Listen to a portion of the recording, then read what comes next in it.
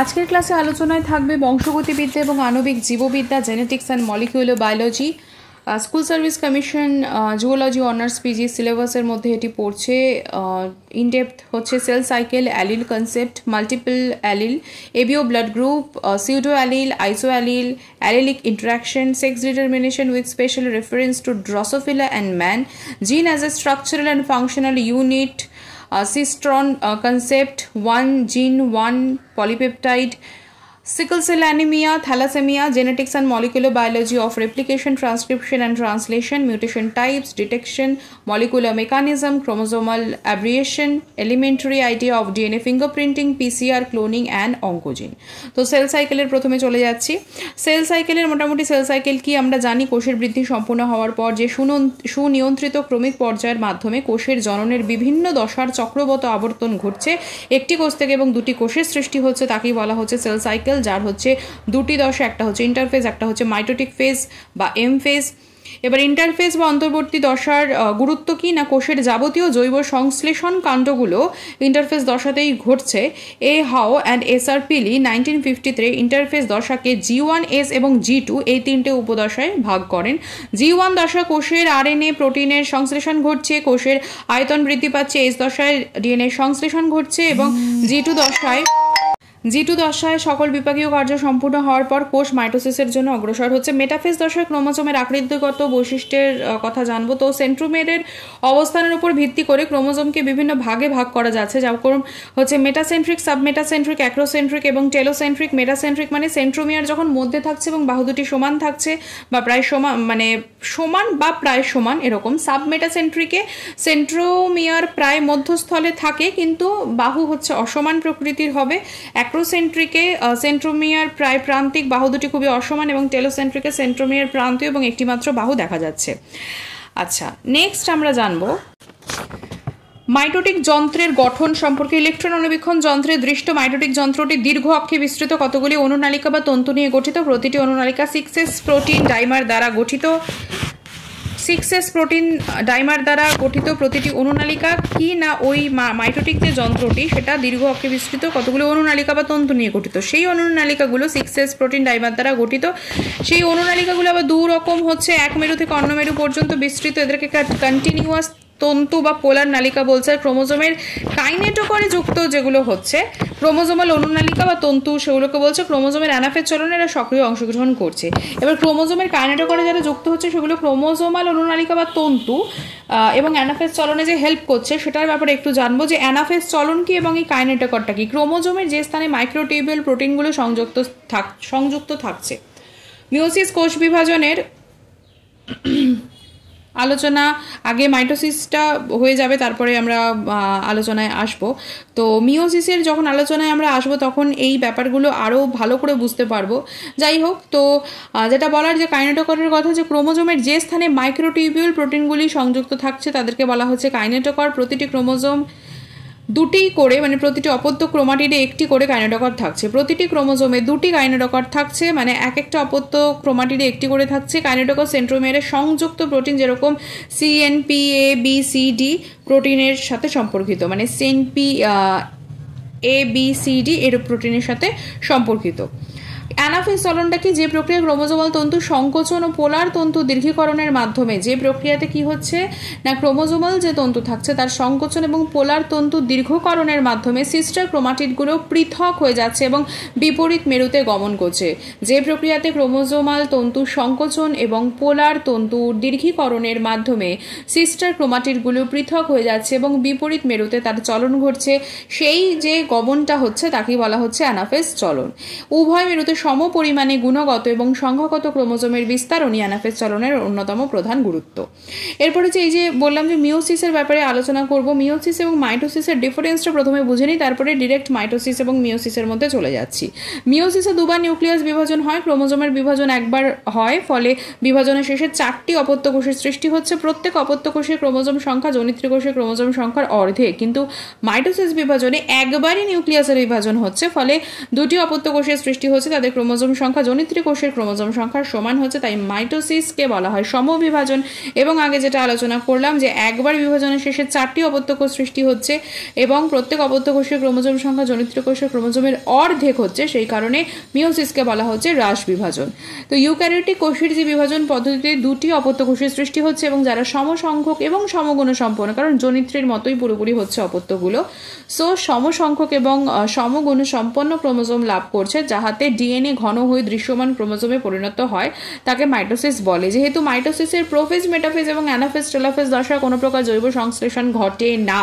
মাইটোসিসের prophase, metaphase, anaphase, টেলোফেজে কোনো প্রকার জৈব সংশ্লেষণ ঘটে না, কিন্তু মাইটোটিক যন্ত্রের সৃষ্টি, অ্যানাফেজ চলন, কোষের সাইটোপ্লাজম বিভাজনের ফলে 2টি অপত্য কোষের সৃষ্টি হয়, তাই এটিকে বলা হয় যান্ত্রিক পদ্ধতি, যেহেতু পরপর এগুলো চলতে থাকছে সেই কারণে। আচ্ছা, এবার আমরা চলে আসবো হচ্ছে কায়েজমা এবং ক্রসিং ওভার কি।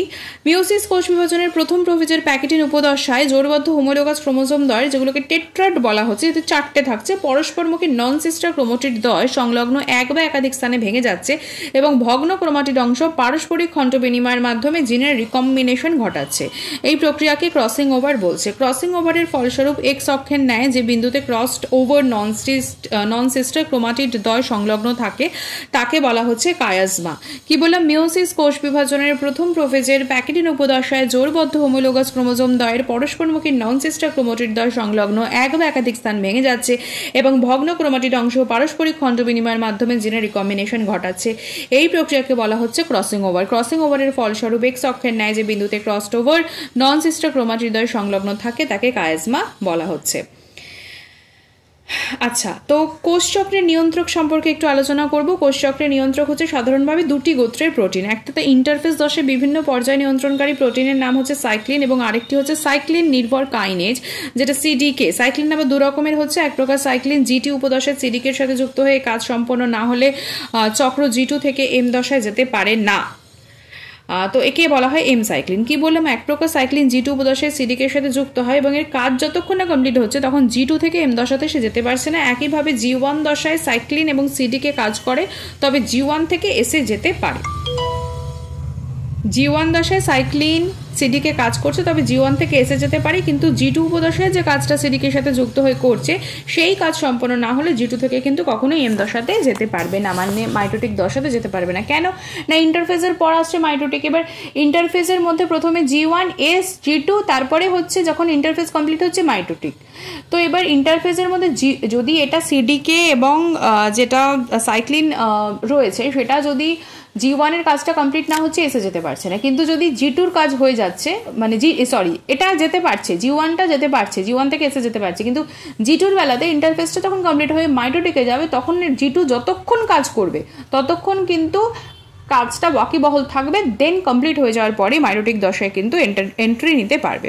এরপর চলে আসছি অ্যালিলের কনসেপ্টের এবং তারপরে আমরা sex determination in Drosophila and man জানবো, জিন as a structural functional unit কেন সেটা জানবো, এবং তারপরে আমরা replication, transcription, translation, mutation, DNA fingerprinting এগুলোর ব্যাপারে একটুখানি কনসেপ্ট ক্লিয়ার করে নেব। আচ্ছা, তো প্রথমত আছি অ্যালিলের ব্যাপারে। যে কোনো হোমোলোগাস ক্রোমোজোমের একই লোকাসে অবস্থিত, হোমোলোগাস ক্রোমোজোম মানে একই রকম থাকবে, সমান থাকবে, তো সেই ক্রোমোজোমের একই লোকাস যে স্থানটা সেখানে অবস্থিত বিপরীত বৈশিষ্ট্যযুক্ত জিন দ্বয়। একটা হোমোলোগাস ক্রোমোজোম তার যে লোকাস সেখানে অবস্থিত ভিন্ন ধর্মী বিপরীত বৈশিষ্ট্য, মানে যদি ফর্সা হচ্ছে আরেকটা হচ্ছে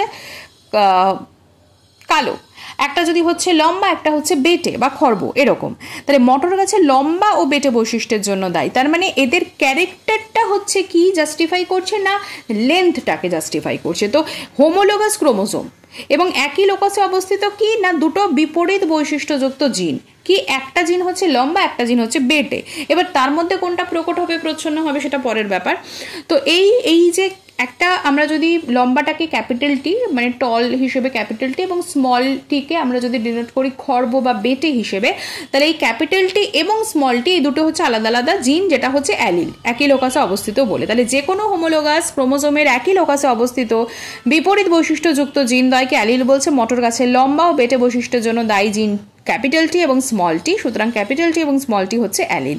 এরপর হচ্ছে মাল্টিপল অ্যালিল কি, যদি একজোড়া জিনের একাধিক অ্যালিল থাকছে, যদি একজোড়া জিন, একজোড়া দুটো জিনের যদি একাধিক অনেকগুলো অ্যালিল থাকছে, তাহলে কি হচ্ছে যে অ্যালিলগুলো একই লোকাসে তো প্রথম কথা থাকছে এবং অ্যালিলগুলোর মধ্যে কোনো ক্রসিং ওভার হয় না, নিজেদের মধ্যেই যে কোনো ক্রসিং ওভার হচ্ছে তা নয়, সব অ্যালিলই একই বৈশিষ্ট্যের প্রকাশের জন্য দায়ী, তখন তাদেরকে বলা হয় মাল্টিপল অ্যালিল। যেরকম ড্রসোফিলা মাছির চক্ষুর অ্যালিল, মানুষের এবিও রক্তের গ্রুপ, কারণ এবিও রক্তের গ্রুপের কি শুধুমাত্র যে দুটো তা নয়, আরও অনেক আছে, মানে এ আছে, বি আছে, এবি আছে, ও আছে, তো 4টে দেখা যাচ্ছে, ঠিক আছে। তো সেই জায়গা থেকে এবির ও রক্তের গ্রুপ যেটা, সেই অনুযায়ী আমরা বলতে পারি হচ্ছে আমরা আই দ্বারা যদি মাল্টিপল অ্যালিলকে ডিনোট করছি, তো এ বি আর একটা হচ্ছে ও, এই 3টে, ঠিক আছে, যে অ্যালিলগুলো হচ্ছে মাল্টিপল, বেশি, 2-এর বেশি থাকছে। ড্রসোফিলা মাছির চক্ষুর অ্যালিল এবং এবিও রক্তের যে গ্রুপ মানুষের সেটা, তাহলে যদি একজোড়া জিন তার একাধিক অ্যালিল থাকছে এবং সেগুলো একই লোকাসে থাকছে, অ্যালিলগুলোর মধ্যে কোনো ক্রসিং ওভার হচ্ছে না এবং মানে সব অ্যালিলই একই বৈশিষ্ট্য প্রকাশের জন্য দায়ী, তখন তাদের মাল্টিপল অ্যালিল বলা হচ্ছে। এরপর হচ্ছে আইসো অ্যালিল। আইসো অ্যালিল কি, আইসো কথাটার মানেই হচ্ছে সমান। তো চলে আসি যে সকল অ্যালিল হোমোজাইগোট অবস্থায় একই ফেনোটাইপিক বৈশিষ্ট্যের প্রকাশ ঘটাচ্ছে, একই রকম হোমোজাইগোট অবস্থাতে একই রকম ফেনোটাইপিক বৈশিষ্ট্যের প্রকাশ ঘটাচ্ছে, যেমন যে সকল অ্যালিল একই ফেনোটাইপিক সীমার মধ্যে কাজ করছে তাদেরকে বলা হচ্ছে আইসো অ্যালিল। যেরকম ড্রসোফিলা মাছির যে চোখের একটা দেখা যাচ্ছে যে আমরা যদি ডাব্লিউ দিয়ে ডিনোট করছি, তো WEB, WEWBI এগুলো হচ্ছে আইসো অ্যালিল, মানে প্রকৃতপক্ষে তারা সবই মানে চোখের লালচে বর্ণের প্রকাশ ঘটাচ্ছে, এটা হচ্ছে আইসো, যে একই রকম হোমোজাইগোট অবস্থাতে একই ফেনোটাইপিক বৈশিষ্ট্যের প্রকাশ ঘটাচ্ছে, মানে একই ফেনোটাইপিক সীমার মধ্যে তারা কাজ করছে, সেটা হচ্ছে আইসো অ্যালিল। এবার সিউডো অ্যালিল কি না, প্রকৃতপক্ষে নন অ্যালিল, এগুলো হচ্ছে প্রকৃতপক্ষে নন অ্যালিল, কিন্তু এরা কাছাকাছি এতটাই অবস্থান করে যে মনে হবে যে একটি জিন হিসেবেই এরা রয়েছে এবং বংশগতিতে এরা বাহিত হচ্ছে, কিন্তু অতি ক্ষুদ্র পরিমাণ হলেও এদের মধ্যে কিন্তু ক্রসিং ওভার হয়। নর্মালি মাল্টিপল অ্যালিলে কি হয় যে এদের মধ্যে ক্রসিং ওভার হবে না, কিন্তু এদের মধ্যে ক্রসিং ওভার হয়। এই প্রকার অ্যালিলকে ছদ্ম বা সিউডো অ্যালিল বলা হয়। ড্রসোফিলা মাছিতে লজেন্স লোকাসের অ্যালিল সিউডো অ্যালিল। তো প্রকৃতপক্ষে কি নন অ্যালিল এরা, কারণ এদের কি হচ্ছে না ক্রসিং ওভারটা ঘটছে, এরা বেসিক্যালি এতটাই কাছাকাছি অবস্থান করে যে একই জিন মনে হবে এবং বংশগতিতে বাহিত হয়, কিন্তু যেহেতু ক্রসিং ওভারটা ঘটে আছে এটাকে আমরা সিউডো অ্যালিল বলবো বা ছদ্ম অ্যালিল বলবো। উদাহরণটা ভীষণভাবে ইম্পর্টেন্ট। এরপর আমরা চলে আসছি এপিস্ট্রেসিস এবং প্লিওট্রপির ক্ষেত্রে। যখন কোনো একটি জিন বা দুই বা ততোধিক বৈশিষ্ট্যকে এফেক্ট করে, একটাই জিন 2 বা ততোধিক বৈশিষ্ট্যকে এফেক্ট করে, তখন সেই পদ্ধতিকে বলা হয় প্লিওট্রপি। যেমন মানুষের যে ফেনিলকিটোনিউরিয়া যে রোগটা, সেটার ব্যাপারে, মানে এটি হোমোজাইগাস ডিফেক্টিভ অ্যালিলের ফলে ঘটে, হোমোজাইগাস ডিফেক্টিভ অ্যালিলের ফলে ঘটছে।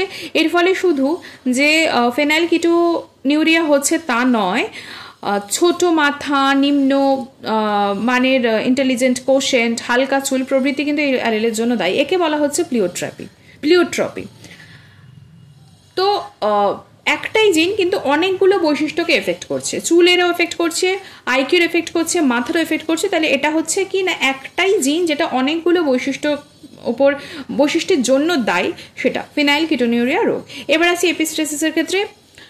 ইন্টার অ্যালিলিক ইন্টারাকশন, অন্তর অ্যালিল বিক্রিয়ায় যখন একটি জিনের অ্যালিল অন্য জিনের অ্যালিলের বৈশিষ্ট্যের প্রকাশনে বাধা দেয় বা দমন করে রাখে, তখন বাধাদান বা দমনকারী অ্যালিলকে এপিস্ট্যাটিক এবং যে অ্যালিলকে দমন করে তাকে হাইপোস্ট্যাটিক বলা হয়।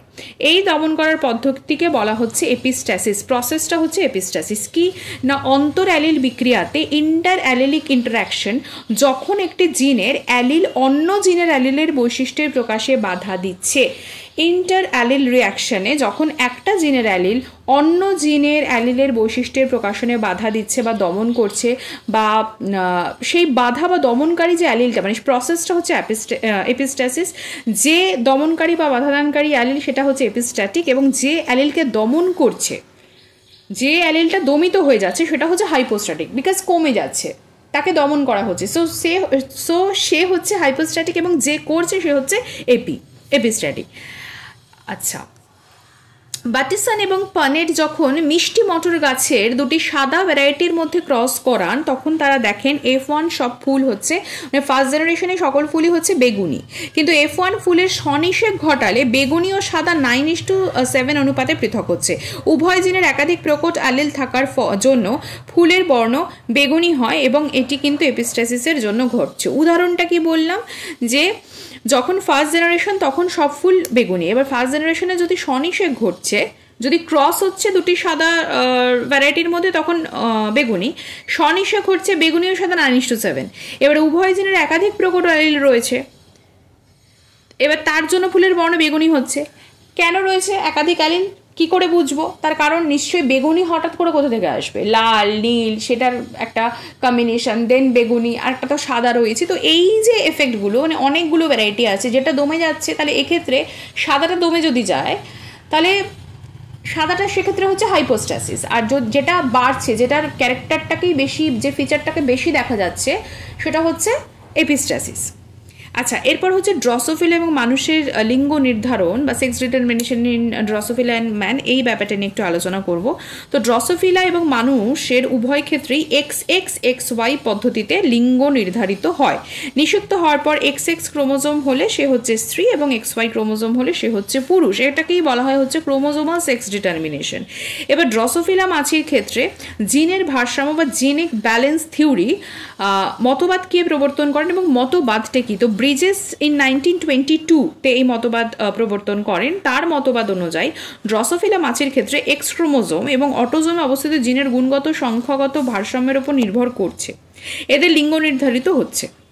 কি না, ড্রসোফিলা মাছের ক্ষেত্রে এক্স ক্রোমোজোম এবং অটোজোমে অবস্থিত জিনের গুণগত এবং সংখ্যাগত ভারসাম্যের উপর নির্ভর করে এদের লিঙ্গ নির্ধারিত হচ্ছে। ওয়াই ক্রোমোজোমের লিঙ্গ নির্ধারণে কিন্তু কোনো রকম ভূমিকা নেই, যেমন ওয়াই ক্রোমোজোম না থাকলেও পুরুষ হতে পারে, আবার থাকলেও সে স্ত্রী হতে পারে, কোনো ভূমিকাই নেই। ঠিক আছে, আচ্ছা এবার চলে আসছি হচ্ছে সুপার পুরুষ, সুপার স্ত্রী এবং ইন্টারসেক্স কাদেরকে বলা হয়? ব্রিজেসের মত অনুযায়ী 2A প্লাস XXX বা 2A 3X, 2A থাকছে, X থাকছে তিনটে, তো 3X হচ্ছে, সো 2A 3X, এটা হচ্ছে একটা ট্রিপ্লয়েড স্ত্রী। কারণ হচ্ছে যে X এর পরিমাণ কটা না তিনটে, তাহলে তো সে 3 হচ্ছে, আর কতগুলো না তিনটে রয়েছে, সেই জন্য ট্রিপ্লয়েড। সো একটা ট্রিপ্লয়েড স্ত্রী এর জিন ভারসাম্য X/A অনুপাত যদি হচ্ছে 3/2 = 1:5, 3/2 হচ্ছে এর জিন ভারসাম্যটা X/A যদি আমি করছি, কারণ X এর কত মানটা 3টে X আছে আর A হচ্ছে 2টো, সো 3/2 = 1.5। তো super mail 3A plus XY, অর্থাৎ এটা ট্রিপলেট স্ত্রীর কথা বলে দিলাম। এবার সুপার মেল কি 3A প্লাস XY, ভারসাম্য অনুপাতটা কি হচ্ছে X/3A যদি হচ্ছে, তাহলে X কত?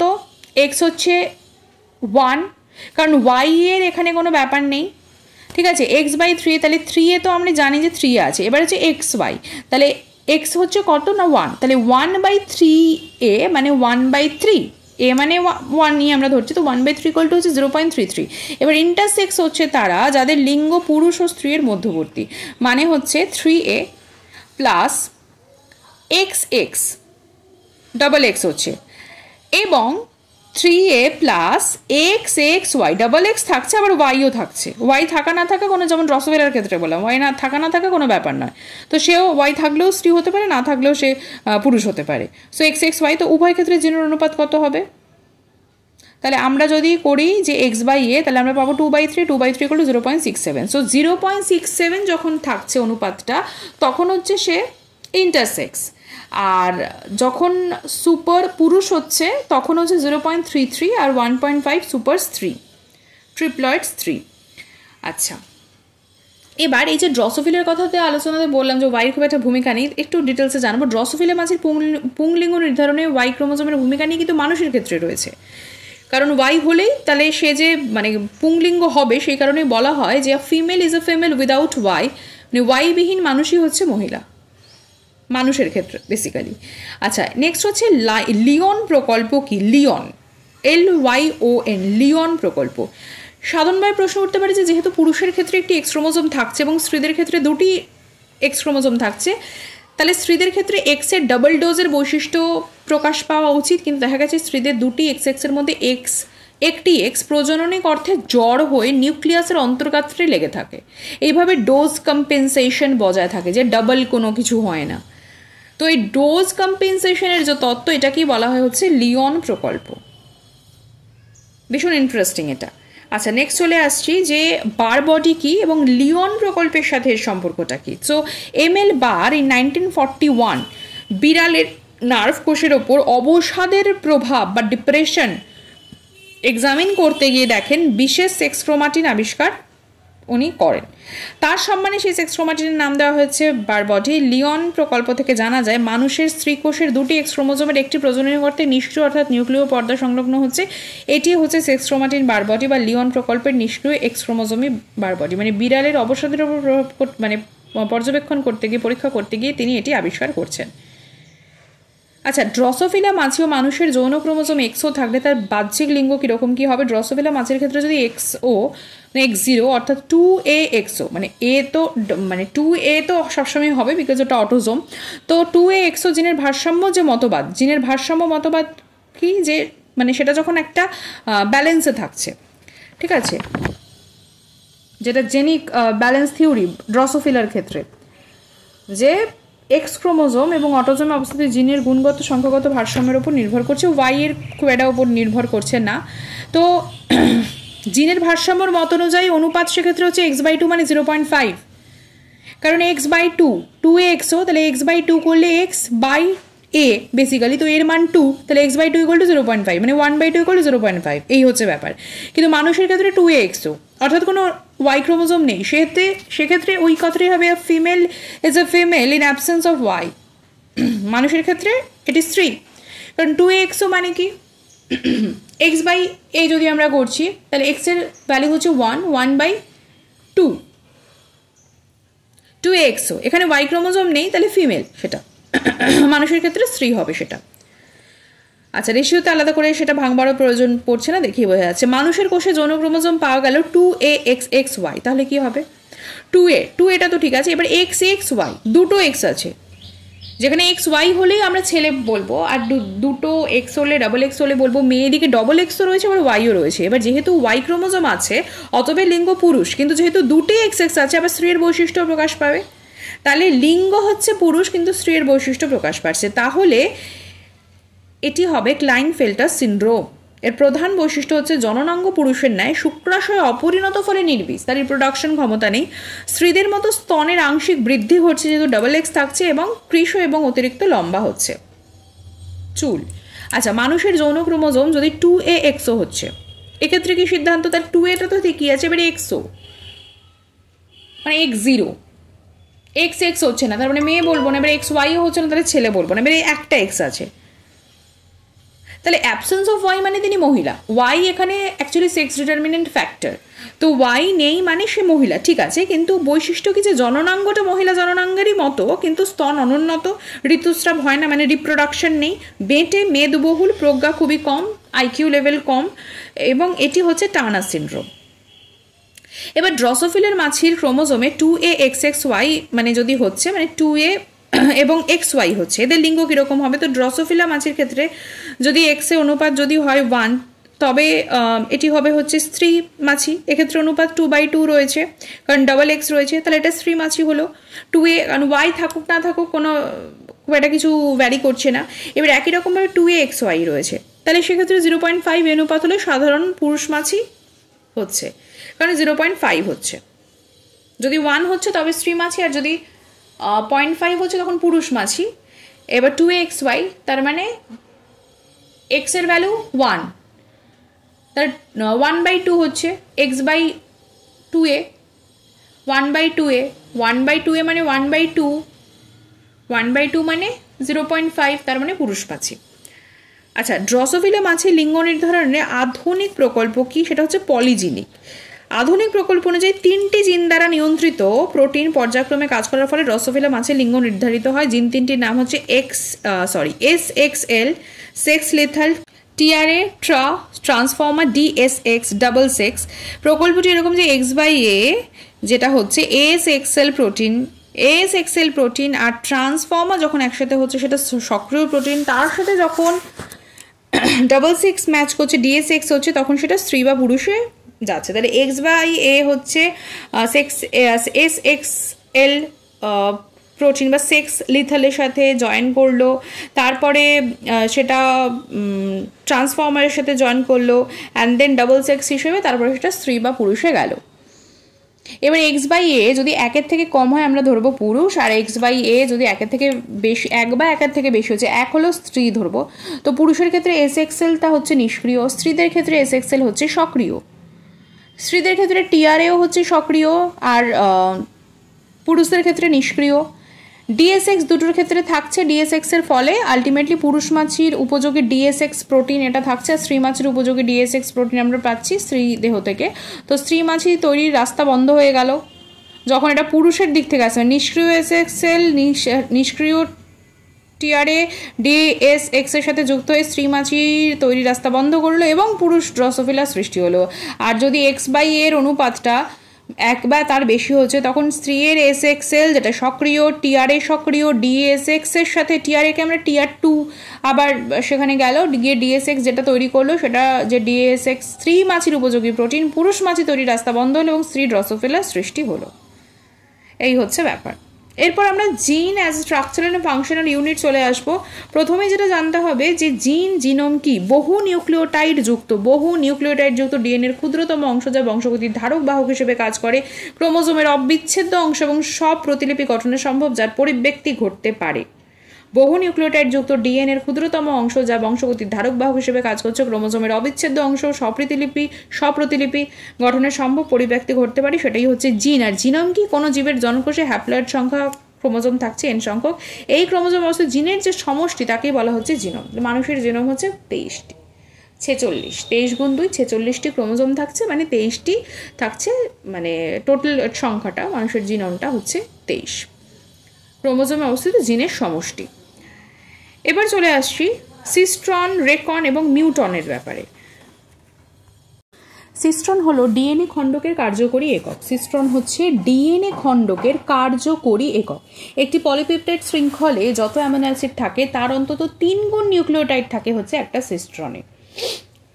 সিস্ট্রন শব্দটি সিস ট্রান্স এফেক্ট থেকে নেওয়া। সিস্ট্রান্স তো সেখান থেকে সিস্ট্রন প্রারম্ভিক কোডন থেকে শুরু হয়, প্রান্তীয় কোডনে শেষ হয়। সিস্ট্রন প্রারম্ভিক কোডন থেকে শুরু করে প্রান্তীয় কোডনে শেষ হচ্ছে। প্রতিটি সিস্ট্রনে একটি এমআরএনএ অণুকে কোড করে যা প্রোটিন তৈরি করছে। প্রত্যেকটা সিস্ট্রন কী করছে? একটা এমআরএনএ অণুকে কোড করছে যা প্রোটিন তৈরি করছে। তো HB এর আলফা শৃঙ্খলে সিস্ট্রনের নিউক্লিওটাইডের সংখ্যা হচ্ছে 141 × 3 = 423। তো সিস্ট্রনের মানে HB এর আলফা শৃঙ্খলে সিস্ট্রনের নিউক্লিওটাইড যার সংখ্যাই হচ্ছে 141 গুণ 3 মানে 423। মানে একটা পলিপেপটাইড শৃঙ্খলে যত অ্যামিনো অ্যাসিড থাকছে তার 3 গুণ থাকছে নিউক্লিওটাইডে সিস্ট্রন।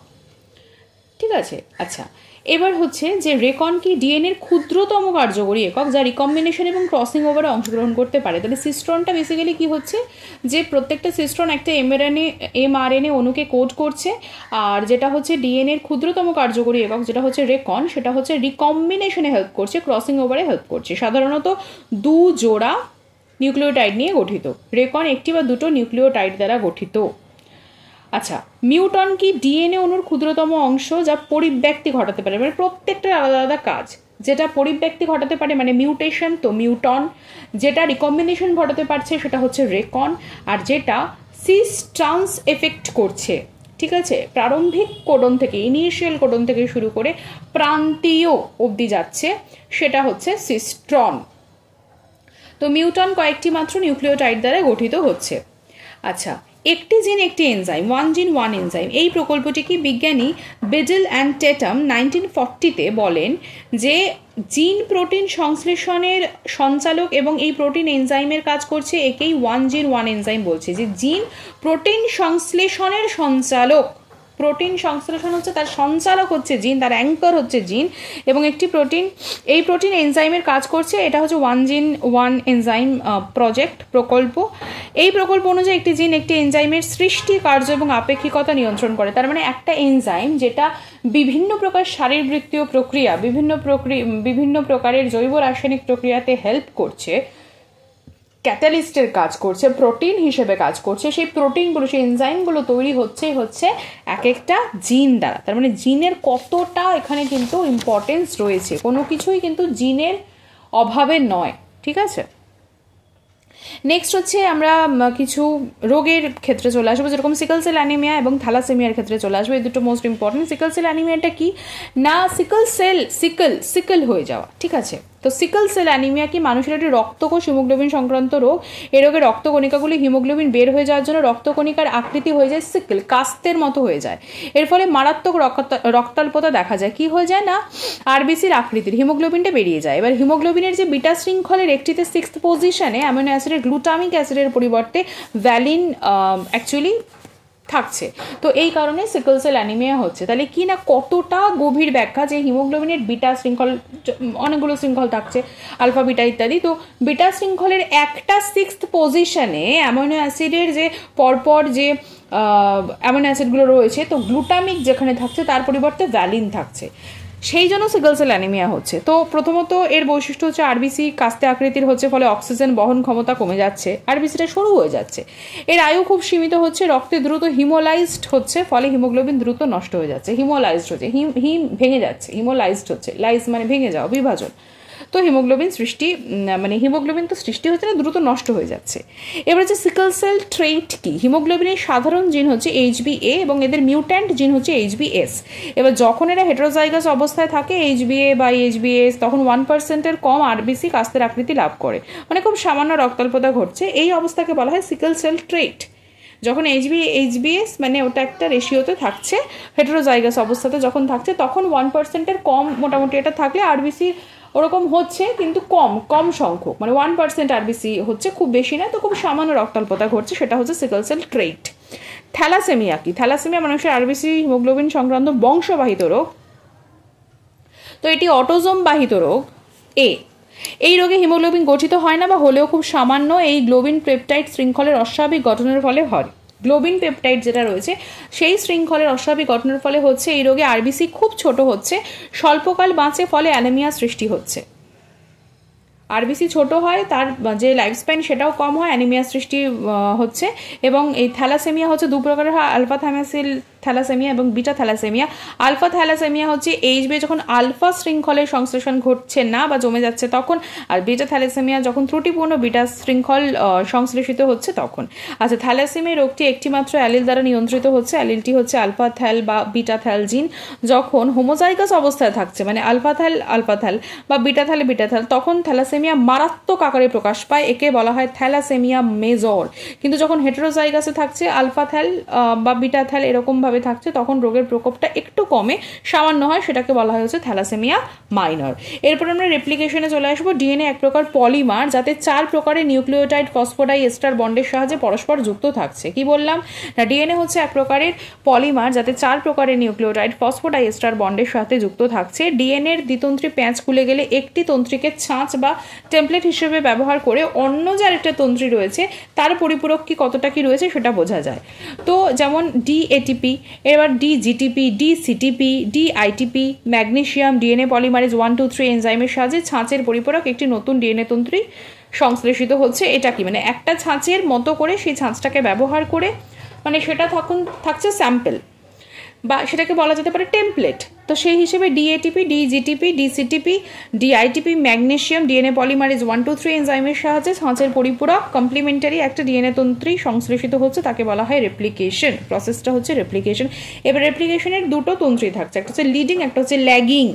আচ্ছা, ডিএনএর প্রতিলিপি গঠনের সময় একটি জনিত্রী তন্তু অনুসরণ করে নিরবিচ্ছিন্নভাবে অন্যটি অনুসরণ করে বিচ্ছিন্ন খণ্ডক তৈরি করে বৃদ্ধি পেতে থাকে।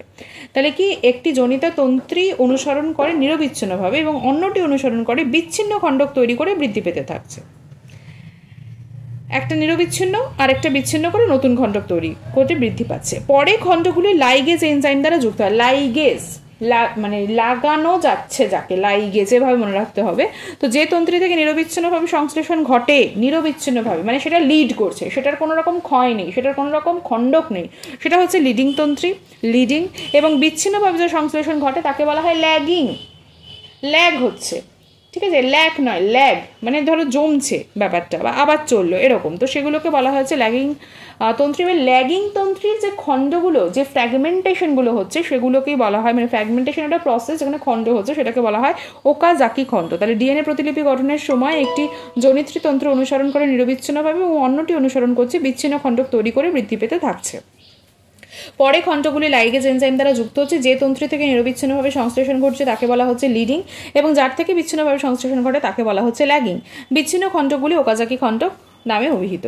এরপর হচ্ছে কর্নবার্গ এনজাইম কি? কর্নবার্গ 1957 খ্রিস্টাব্দে ই কোলি থেকে এক প্রকারের এনজাইম আবিষ্কার করেন। এই এনজাইম কোষ বহিস্থ অবস্থায় ডিএনএ সংশ্লেষণ করতে পারে, কোষের বাইরে অবস্থাতেও ডিএনএ সংশ্লেষণ করতে পারে। প্রথমে কর্নবার্গ এনজাইম বলা হতো এটি ডিএনএ পলিমারেজ এনজাইম একটি, পরবর্তীকালে ডিএনএ পলিমারেজ 1, 2, 3 আবিষ্কৃত হয়। বর্তমানে ডিএনএ পলিমারেজ 1কেই বলা হয় হচ্ছে কর্নবার্গ এনজাইম।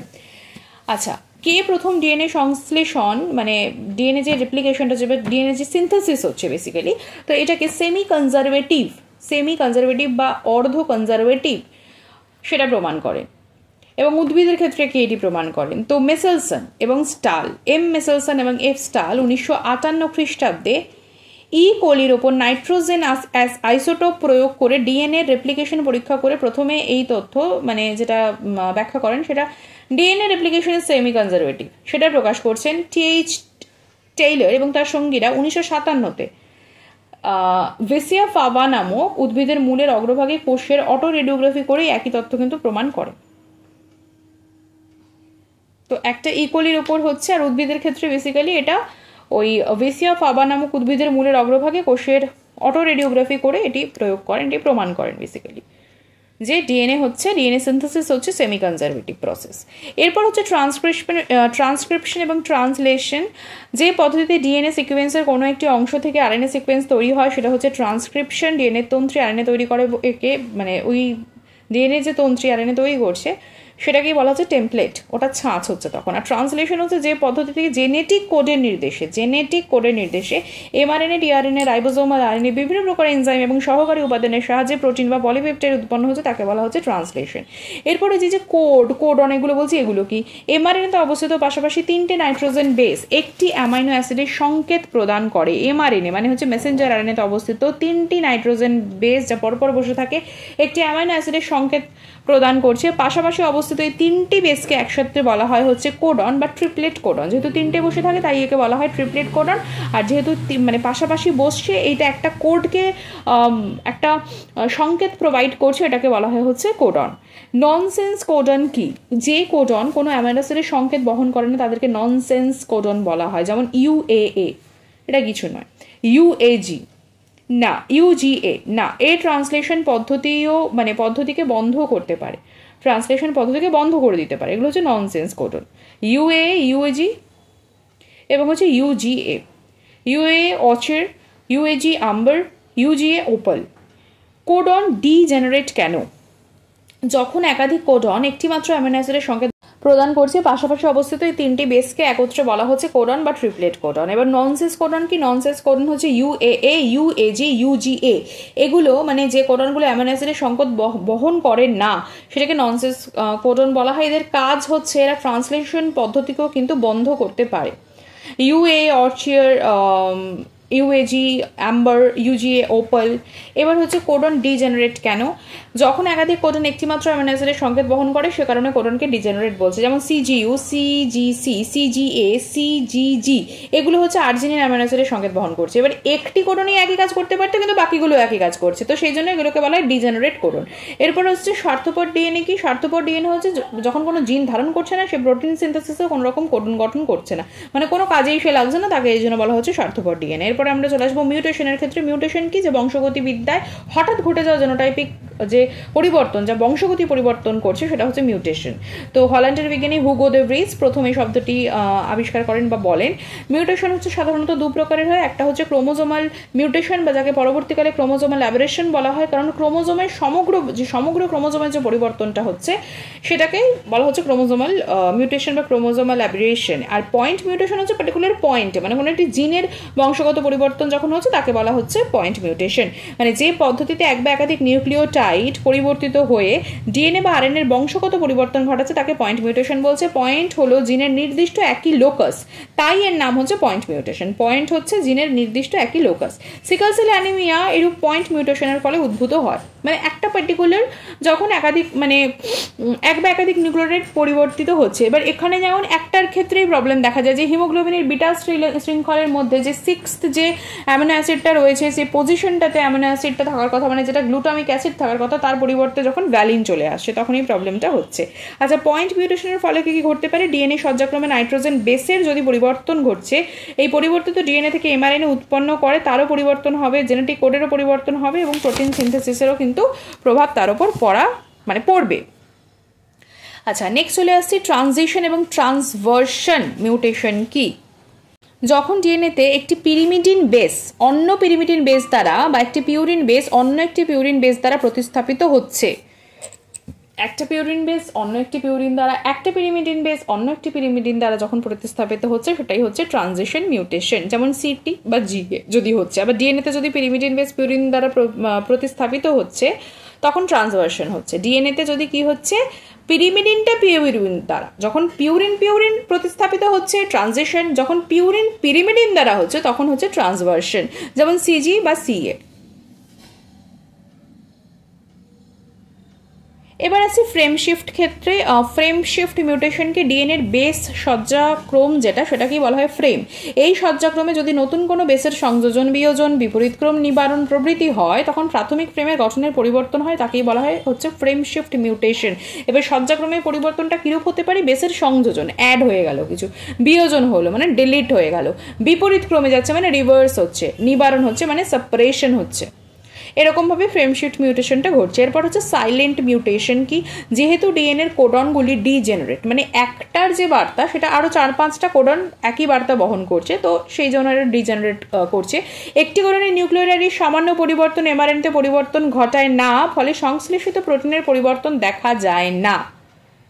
একটি কোডনের নিউক্লিওটাইডের সামান্য যদি পরিবর্তন ঘটছে সেটা কিন্তু এমআরএনএতে পরিবর্তন ঘটাচ্ছে না, ফলে সংশ্লেষিত প্রোটিনে কিন্তু পরিবর্তন দেখাচ্ছে না। তো এই প্রকার পয়েন্ট মিউটেশনকে বলা হয় হচ্ছে সাইলেন্ট মিউটেশন। এবার এই যে বিবর্তন হয় সেই বিবর্তনে মিউটেশনের ভূমিকা কি ইভলিউশনে? মিউটেশন হচ্ছে বিবর্তনের কাঁচামাল। মিউটেন্ট জিন পরিবেশ ও প্রাকৃতিক নির্বাচন দ্বারা প্রভাবান্বিত এবং নতুন নতুন জিনোটাইপ সৃষ্টি করছে। এই নতুন জিনোটাইপের মধ্যে যারা নির্বাচিত হয় তারাই ধীরে জিন পুলের পরিবর্তন ঘটিয়ে নতুন প্রজাতি সৃষ্টি করে, যা বিবর্তনের উদ্দেশ্য। আবারও বলছি, মিউটেশন হচ্ছে বিবর্তনের কাঁচামাল। মিউট্যান্ট জিন পরিবেশ ও প্রাকৃতিক নির্বাচন দ্বারা প্রভাবান্বিত নতুন নতুন জিনোটাইপ সৃষ্টি করছে। নতুন জিনোটাইপের মধ্যে যারা নির্বাচিত হচ্ছে তারাই ধীরে ধীরে জিনপুলের পরিবর্তন ঘটিয়ে নতুন প্রজাতি সৃষ্টি করে, যাহা হচ্ছে বিবর্তনের উদ্দেশ্য। ক্রোমোজোম হচ্ছে প্রজননিক বস্তুর ডিএনএ ধারক বাহক। এবার সংখ্যাগত বা গঠনগত পরিবর্তনের জন্য জীবদেহে যে হঠাৎ বা স্থায়ী পরিবর্তন লক্ষ্য করা যায় সেটাই হচ্ছে ক্রোমোজোমাল মিউটেশন। এতে একাধিক জিন যুক্ত থাকে বলে এটাকে বলা হয় ইন্টারজেনিক মিউটেশন, মানে ক্রোমোজোমাল মিউটেশনকে আবার বলা হচ্ছে ইন্টারজেনিক। নেক্সট হচ্ছে ক্রোমোজোম গঠন, মানে ক্রোমোজোমের যে গঠনগত মিউটেশন সেগুলো কি কি? ডিলিট হয়ে গেল, ডুপ্লিকেশন, আবার আরেকটা তৈরি হলো, ডুপ্লিকেট হচ্ছে, ইনভার্সন হচ্ছে এবং ট্রান্সলোকেশন হচ্ছে। ইনভার্সন মানে এটা কি? একটি ক্রোমোজোমের দু জায়গায় ছেদ হলে কাটা খণ্ডকের সৃষ্টি হচ্ছে, সেই খণ্ডক যদি 180 ঘুরে আবার যুক্ত হয় তাকে ইনভার্সন বলা হচ্ছে। মানে ক্রোমোজোমে দুটো জায়গায় ছেদ হলো, কাটা খণ্ডকটা ঘুরে আবার মানে 180 ঘুরে গেল, মানে অপোজিট হয়ে যাচ্ছে, সেটাকে বলা হচ্ছে ইনভার্সন। মানে এতে জিনের সজ্জাবিন্যাসের পরিবর্তন ঘটছে। এবার ইনভার্সন খণ্ডকে সেন্ট্রোমিয়ার থাকলে এটাকে বলা হয় পেরিসেন্ট্রিক, এবং সেন্ট্রোমিয়ার যদি না থাকে এটাকে বলা হয় হচ্ছে প্যারাসেন্ট্রিক ইনভার্সন। ভীষণ ইম্পর্টেন্ট, ইনভার্সন খণ্ডকে যদি সেন্ট্রোমিয়ার থাকছে তাকে বলা হচ্ছে পেরি, আর যদি না থাকছে তাকে বলা হচ্ছে প্যারাসেন্ট্রিক ইনভার্সন এবং পেরিসেন্ট্রিক ইনভার্সন। এরপরে চলে আসছে ট্রান্সলোকেশনের ক্ষেত্রে একটি ক্রোমোজোমের কোনো বিচ্ছিন্ন অংশ অন্য একটি অসমসংস্থ ক্রোমোজোমের সাথে যুক্ত হলে তাকে বলা হয় ট্রান্সলোকেশন। দুটি অসমসংস্থ ক্রোমোজোমের মধ্যে পারস্পরিক খণ্ড বিনিময় হলে তাকে বলা হয় রেসিপ্রোকাল ট্রান্সলোকেশন। কি বললাম? একটি ক্রোমোজোমের কোনো বিচ্ছিন্ন অংশ অন্য একটি অসমসংস্থ ক্রোমোজোমের সাথে যদি যুক্ত হচ্ছে তাকে বলা হচ্ছে ট্রান্সলোকেশন, এবং দুটি অসমসংস্থ ক্রোমোজোমের মধ্যে যদি পারস্পরিক খণ্ড বিনিময় হচ্ছে তখন তাকে রেসিপ্রোকাল। দুটি অসমসংস্থ ক্রোমোজোমের মধ্যে পারস্পরিক খণ্ড বিনিময় হলে তাকে বলা হয় রেসিপ্রোকাল। আর একটি ক্রোমোজোমের কোনো বিচ্ছিন্ন অংশ অন্য একটি অসমসংস্থ ক্রোমোজোমের সাথে যুক্ত হলে তাকে বলা হচ্ছে ট্রান্সলোকেশন। এবার আসছি মিউটাজেন এবং মিউটাজেনেসিস কি। যে সকল উপাদান মিউটেশন সৃষ্টি করে তাদেরকে মিউটাজেন বলছে, আর মিউটাজেনের প্রভাবে যে বৈশিষ্ট্যের পরিবর্তন লক্ষ্য করা যাচ্ছে সেটা হচ্ছে মিউটাজেনেসিস। মিউটেশনের কথা বলবো আর অঙ্কোজিনের কথা বলবো না তা তো হয় না। এবার অঙ্কোজিন কি? ক্যান্সার কোষ বা টিউমার ভাইরাসের যে জিন আংশিকভাবে বা সর্বতভাবে টিউমার সৃষ্টি করছে সেই জিনকেই বলা হয় অঙ্কোজিন। অঙ্কোজিনের সাধারণ অ্যালিলটিকে প্রোটো অঙ্কোজিন বলছে, যেটা হচ্ছে সাধারণ। আচ্ছা, উল্লেখযোগ্য রাসায়নিক মিউটাজেনের নাম জানবো, যেরকম হচ্ছে রাসায়নিক মিউটাজেন হচ্ছে base analogue, nitrous acid, hydroxylamine, mustard gas, ethyl methane sulphonate ইত্যাদি। কার্যপদ্ধতি কি? বেস অ্যানালগ মানে 5 ব্রোমো ইউরেসিল থাইমিনের নকল হিসেবে কাজ করছে। বেস অ্যানালগটা 5 ব্রোমো ইউরেসিল থাইমিনের নকল হিসেবে কাজ করে। Nitrous acid NH2 group C double bond O দ্বারা প্রতিস্থাপিত হচ্ছে। হাইড্রক্সিলামাইন অতিরিক্ত OH গ্রুপে মানে সাইটোসিনে যুক্ত হচ্ছে। মাস্টার্ড গ্যাসে ইথাইল মিথেন সালফেট নিউক্লিওটাইডের বিভিন্ন স্থানে অ্যালিল গ্রুপকে যোগ করছে। এটা হচ্ছে রাসায়নিক মিউটাজেন, তার ব্যাখ্যা। এবার ডিএনএ ফিঙ্গারপ্রিন্টিং কি? সাধারণত প্রজাতির ডিএনএ মোটামুটি ধ্রুবক থাকছে। সাধারণত প্রজাতির ডিএনএ ধ্রুবক, তাতেও কিছু সামান্য পার্থক্য লক্ষ্য করা যায়। যে টেকনিকের মাধ্যমে পার্থক্য নিরূপণ করা হয় তার নামই হচ্ছে DNA fingerprinting. Sir Alec Jeffrey in 1985 এই পদ্ধতি আবিষ্কার করেন। এই টেস্ট কিন্তু আদালতের নির্দেশ মতো করতে হয়, কারণ অপরাধী শনাক্তকরণ, প্রকৃত পিতৃত্বের পরিচয় নির্ধারণ হয় হচ্ছে টেস্টের মাধ্যমে। Southern bloating technique SBT, polymer chain reaction PCR, এছাড়া এই ধরনের টেকনিকের মাধ্যমেই ডিএনএ ফিঙ্গারপ্রিন্টিং করা হয়। প্রকৃতপক্ষে ডিএনএ রিপিটেড সিকোয়েন্স যা প্রত্যেক প্রাণীর ক্ষেত্রে ধ্রুবক তার তুলনা করা। কিছু রিপিটেড সিকোয়েন্স থাকছে, আমার এবং আমার বাবার ক্ষেত্রে রিপিটেড সিকোয়েন্স পাওয়া যাবে, আবার অন্যদের ক্ষেত্রেও একই ফ্যামিলির একই গোত্রের, ঠিক আছে, তাদের ক্ষেত্রে রিপিটেড সিকোয়েন্স থাকবে, এবং সেটা কিন্তু একটা ফ্যামিলির মেম্বার্সদের থেকে আরেকটা ফ্যামিলির মেম্বার্সের ডিফারেন্স থাকে। এই যে কম্পারিজনটা, এটাই হচ্ছে ফিঙ্গারপ্রিন্টিংয়ের মানে একটা মূল নীতি। আচ্ছা, ক্লোন কি? একই আদিম কোষ বা অণু থেকে সৃষ্ট সকল কোষ বা অণু যারা সর্বতভাবে একই প্রকার তাদেরকেই বলা হচ্ছে ক্লোন। বহিরাগত ডিএনএকে অঙ্গীভূত করা হয়েছে এমন প্লাজমিড বা ফাজকে যখন পরিমাণে একই প্রকার ডিএনএ এবং প্রোটিন উৎপাদনের জন্য ব্যবহার করা হয় তাকে বলা হয় ক্লোনিং ভেক্টর, মানে বাহু। বহিরাগত ডিএনএকে অঙ্গীভূত করা হয়েছে এমন প্লাজমিড বা ফাজকে যখন পরিমাণে একই প্রকার ডিএনএ ও প্রোটিন উৎপাদনের জন্য ব্যবহার করা হয় তাকে বলা হয় হচ্ছে ক্লোনিং ভেক্টর। আচ্ছা, প্লাজমিড কি? ব্যাকটেরিয়া কোষে নিউক্লিয়য়েডের বাইরে যে আত্মপ্রজননশীল চক্রাকার ডিএনএ থাকছে তাকে বলছে প্লাজমিড। যৌন থেকে আরেকটা যৌনতে এদের সংখ্যা প্রায় ধ্রুবক থাকছে। জেনেটিক ইঞ্জিনিয়ারিং এর ভেক্টর হিসেবে ব্যবহৃত হচ্ছে। এতে ক্লোনিংয়ের জন্য বহিরাগত জিন প্রবেশ করানো হচ্ছে।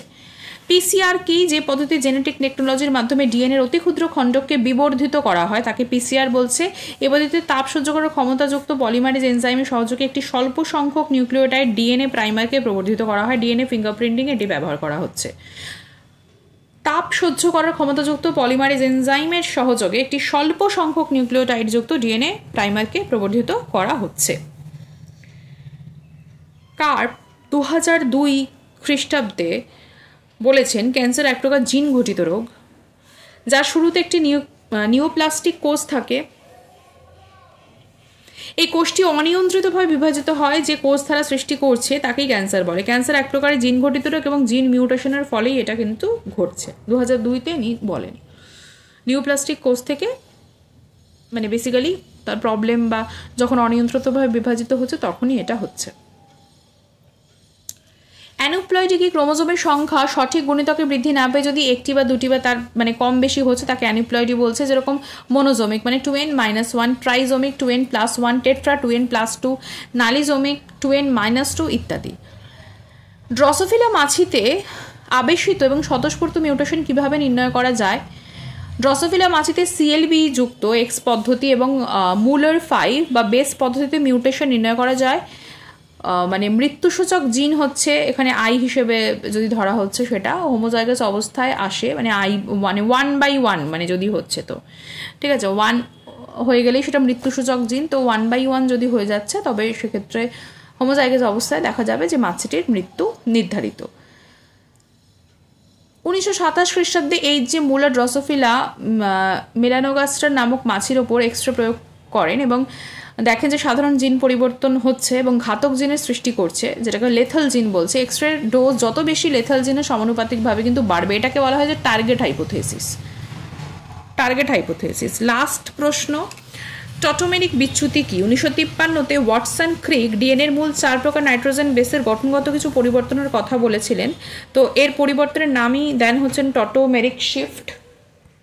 টটোমেরিক শিফটের ফলে থাইমিন এবং গুয়ানিন বেসের কিটো গ্রুপ C+O পরিবর্তিত হয়ে এনাল গ্রুপ C≡OH এবং সাইটোসিন অ্যাডেনিন বেসের অ্যামাইনো গ্রুপ পরিবর্তিত হয়ে ইমিনো গ্রুপ C+NH গঠন করছে। মানে এই যে 4টে বেস রয়েছে তার মধ্যেও কিছু পরিবর্তন লক্ষ্য করা যায়, সেটাই হচ্ছে টটোমেরিক বিচ্যুতি। ডিএনএ রেপ্লিকেশনের কিছু মুখ্য ঘটনাবলীগুলো বলে আজকের ক্লাস শেষ করব।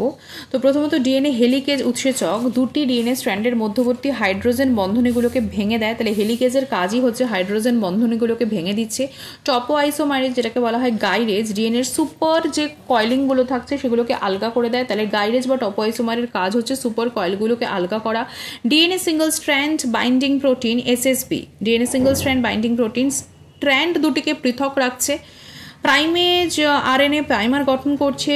ডিএনএ পলিমারেজ 3 ডিএনএর অপত্য যে নতুন স্ট্র্যান্ড গঠন সেটা শুরু করছে, যেটা পলিমারেজ 1 সেটা আরএনএ প্রাইমারগুলোকে অপসারিত করছে, সেই স্থানে উপযুক্ত ডিএনএ সংশ্লেষণ করছে এবং ডিএনএ লাইগেজ পাশাপাশি অবস্থিত ডিএনএ খণ্ডগুলোকে যুক্ত করে রাখছে। তাহলে আজকের ক্লাসে এইটুকুই এবং নেক্সট ক্লাসে আমরা অন্য কোনো চ্যাপ্টার নিয়ে ডিসকাস করব। ধন্যবাদ।